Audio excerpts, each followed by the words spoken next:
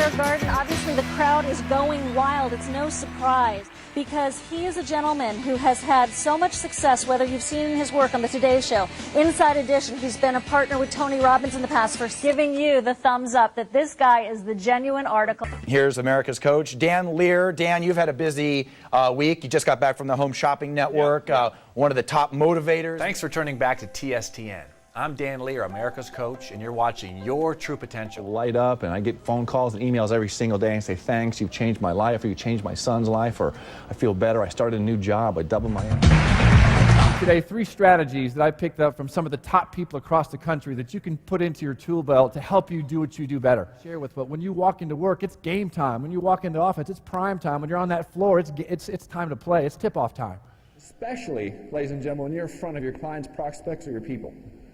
You have to turn on the switch. You have to be your very best because they're looking for you for leadership. People like to do business with people that make them feel good.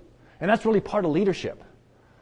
When you talk about building a team or going through adversity, you've got to have a relationship with your team. That the defining moment in regards to success and failure has nothing to do with your resources. It has to do with how resourceful you are. How do you master your mindset? How do you keep yourself operating at a high level through tough I went times? to someone else, I said, hey, how you doing this morning? And here's what he said to me. He goes, same old blank, different day. I'm like, oh, wow, way to go. And they wonder why they're not hitting their goals. They wonder why they're not hitting their quota or attracting people into their lives. You know, there's a saying in life is that you get out of life what you put into it. How many would agree with that you get out of life what you put into it? Show hands. I really believe that. It sounds kind of hokey and kind of corny, but I really believe that. But it's our job as leaders to keep ourselves operating at a high level, to get the most out of the people in our office. People always come up to me and say, hey, Dan, how do you stay so up? I mean, how do you do what you do? And I kind of chuckle about that. This is what I do for a living.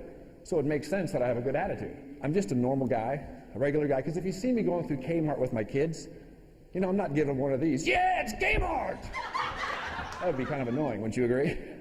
Coach, and I'll go into companies and work with their executives, their sales team, and help them design game plans and hit their goals and overcome obstacles and work on their attitude, whatever it is. If you take nothing else from today, take this one idea with you, and that is this, that you'll never out-earn or out-motivate or out-manage your own belief systems. You see, your beliefs drive your behavior.